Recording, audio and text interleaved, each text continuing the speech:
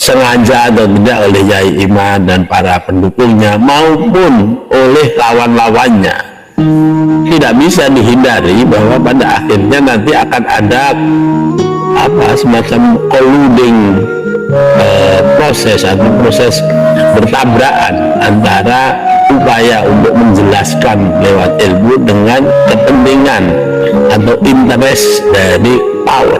Nah, sehingga kemudian ketika dijelaskan kepada publik, apabila kemudian tidak pas dalam penyampaian sehingga diberikan kepada orang-orang yang memang pada hakikatnya tidak senang pada kajian keilmuan yang dicari hanya dimensi politiknya dan lain sebagainya itu, maka yang terjadi adalah polemik.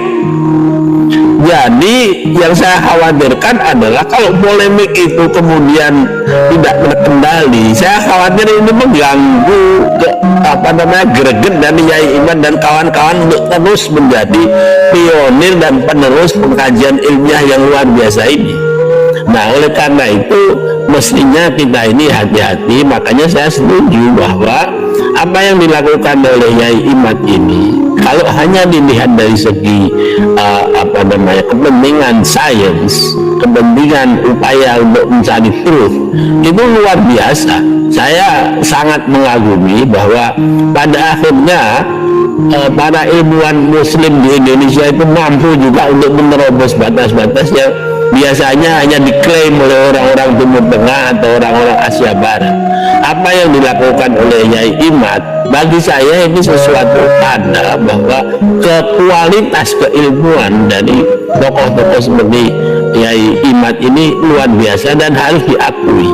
Langkah yang selanjutnya adalah bagaimana agar supaya ilmu yang dikembangkan oleh Yai Imad, termasuk konklusi-konklusi sementaranya ini juga dikenal di dunia. Dan ini bukan nggak cukup kalau hanya dengan menggunakan bahasa Arab, karena saya yakin Yai Imad itu bukunya yang bahasa Arab banyak sekali. Nah, bagaimana dia itu juga ditulis di dalam bahasa Inggris. Assalamualaikum warahmatullahi wabarakatuh. Seluruh bangsa dan setanah air, jumpa lagi di channel Jagat Lupitu. Semoga dalam keadaan sehat, tak kurang satu apa. Rahmah barokah salam Allah curahkan untuk kita semua. Ini Profesor Muhammad Aisyikam menyampaikan terkait dengan bagaimana beliau secara ilmiah mendukung apa yang sedang dikaji oleh Kiai Imaduddin Usman Al-Bantani.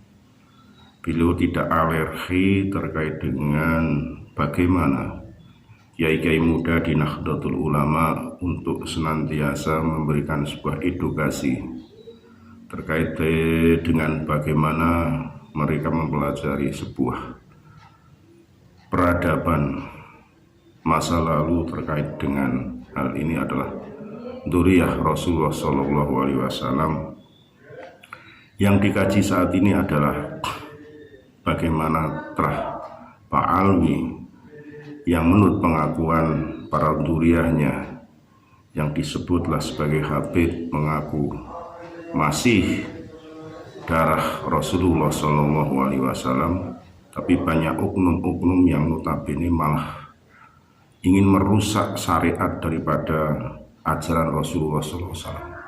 Maka dari itu Yai Imaduddin dengan berani mengkaji, membuat sebuah tulisan bagaimana mencari referensi kitab-kitab terdahulu, baik di abad 3, 4, 5, bahkan sampai dengan abad ke-8, 9, tidak menemukan hal apa yang disebutkan, apa yang didenggungkan para oknum-oknum Habib tersebut. Sehinggalah Kiai Imaduddin berani menulis sebuah tesis yang disebut tesis ilmiah, yang saat ini masih berjalan, masih dikaji, mencari penguat-penguat. Ada yang kontra, mencari pembanding. Ini yang disampaikan oleh Pak Aisyikam dalam sebuah podcastnya.